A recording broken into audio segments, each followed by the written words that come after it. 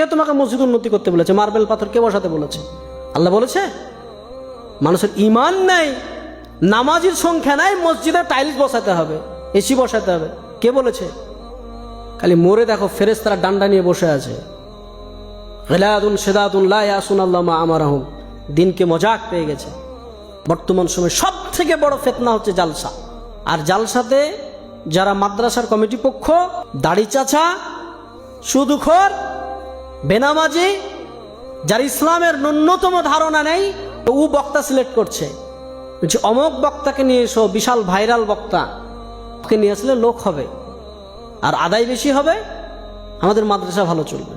তোমাকে মাদ্রাসার ঠিকা কে নিতে বলেছে? আল্লাহ বলেছে? আজকে মাদ্রাসাগুলোকে ভিক্ষার জায়গা।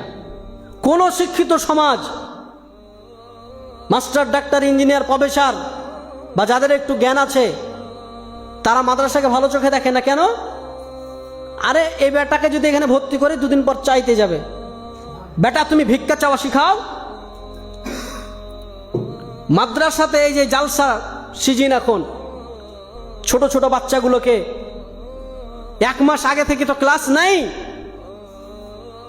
বাড়ি বাড়ি চাল চাইতে পাঠাচ্ছে, যাও জালসা হবে, খানা হবে। তাই ছোট ছোট বাচ্চাদেরকে যাও বাড়ি বাড়ি চাল চেয়ে নিয়ে এসো। ওই মাদ্রাসার আন্ডারে যতগুলো পাড়া আছে, বাড়ি আছে, সব বাড়ি থেকে চাল চেয়ে নিয়ে আসে মাদ্রাসার তালবিলিমরা। এবার শিক্ষিত সমাজ কোন নজরে দেখবে? আমি তো চাইবো না যে আমার বেটা ওই বাড়ি বাড়ি চেয়ে বেটা, আমি চাইবো নাকি? আমি তো জীবনে চাইবো না। আল্লাহ রসুল বলছেন উত্তম হাত যেটা দিল এটা হচ্ছে উত্তম, আর যেটা নিল এটা হচ্ছে আর উত্তম। আরে মুসলমানরা তো দেয়, আর তুমি ভিক্ষা করা শিখাচ্ছ। এত বড় বড় কলেজ, ইউনিভার্সিটি চলছে পাবলিক, কাউকে দেখেছেন যে উন্নতিকল্পে জালসা করেছে? কেউ কেউ করেছে? আপনি বলেন যে আমরা চালাতে পারছি না, তোমরা ভিক্ষা দাও, বলেছে? ইসলামকে ধ্বংস করে ফেলেছে এক শ্রেণীর আলেম, এক শ্রেণীর সমাজ। মাদ্রাসা মানে ভিক্ষা করতে হবে। তোমার বেটা পড়বে, তোমাকে পয়সা দিয়ে তোমাকে পড়াতে হবে। আর একটা টেন্ডেন্সি যে মাদ্রাসায় পড়ালে হয়তো কিছু টাকা পয়সা লাগে না, মানুষের ভিক্ষা দিয়ে চলে। এই টেন্ডেন্সি আপনাকে উড়াতে হবে। তোমার সন্তান মাদ্রাসায় পড়বে, তোমাকে টাকা দিয়ে পড়াতে হবে। যে তোমার সন্তান তোমাকে খরচ করে, তুমি ভিক্ষা করে তোমার সন্তানকে পড়াও। তোমার সন্তানের জন্য মাদ্রাসার কমিটি আর মাদ্রাসার আলেমরা কেন চেক নিয়ে বেড়াবে? দাও, একটা দোকানে গেছে, মৌলভী সাহেব চেক নিয়ে বলছে আমাদের মাদ্রাসাতে দেন।